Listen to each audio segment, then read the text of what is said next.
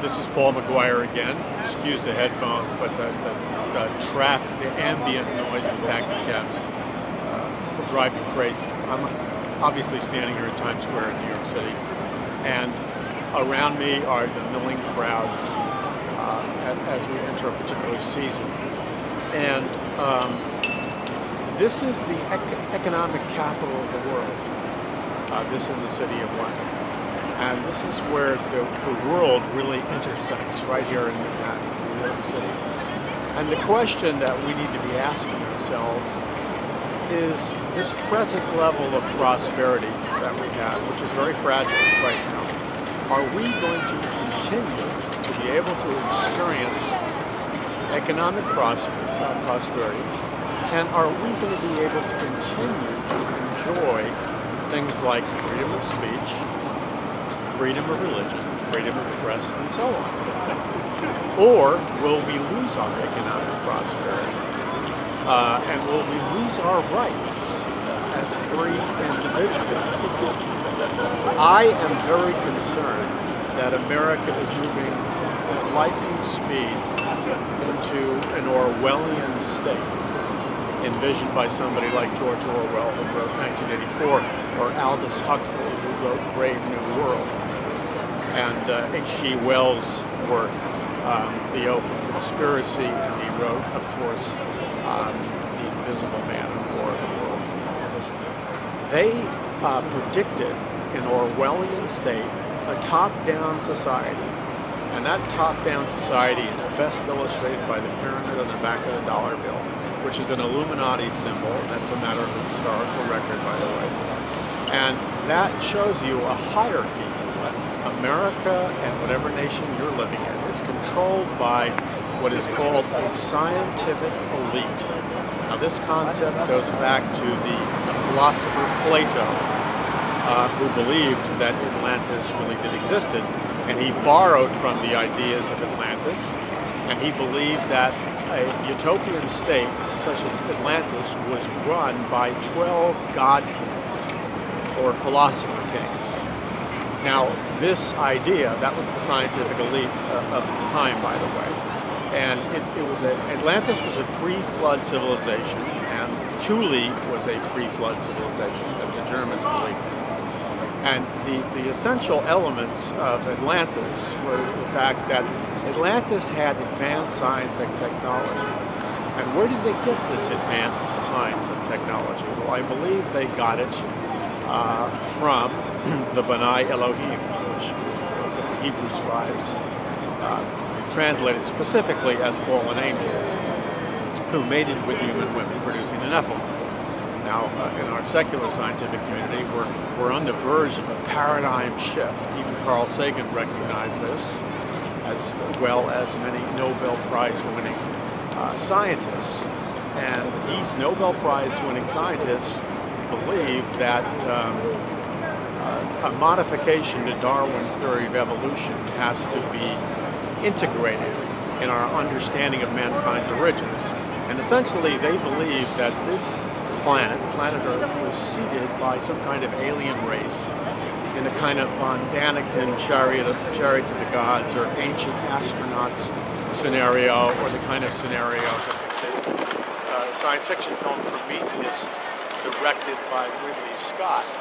And that was the key to understanding Atlantis, that the advanced technology was produced by an interaction with, I believe they were interdimensional beings, the B'nai Elohim,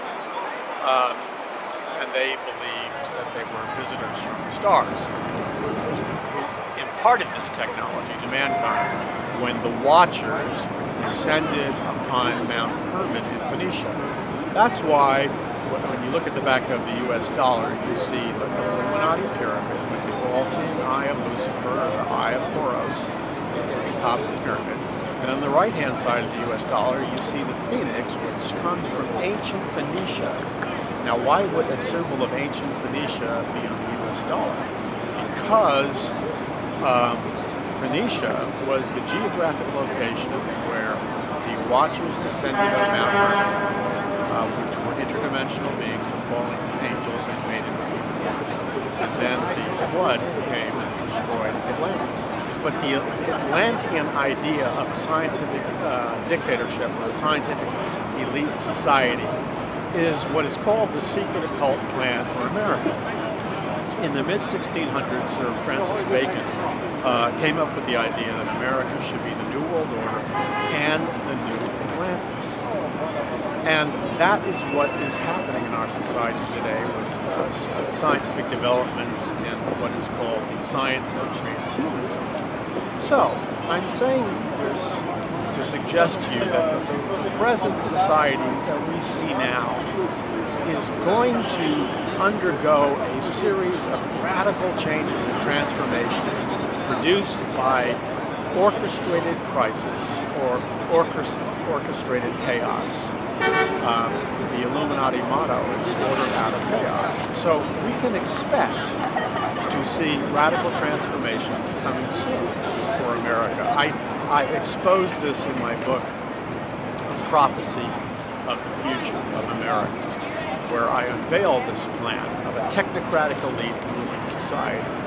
Now, the problem with that is when you have a scientific elite society, which is essentially the Pharaoh God-King model. You have the elite ruling on the top of the pyramid, and the rest of the people become serfs and slaves. I don't want that to happen to me or you or your family. So we're at the crossroads, and you see truly educated men and women understand history. And because they understand history, they are not doomed to repeat the lessons of history. Tragically in America, we have political leadership, cultural leadership, and most tragically of all, religious leadership, ministers in evangelical churches, who, sadly to say, are uneducated men.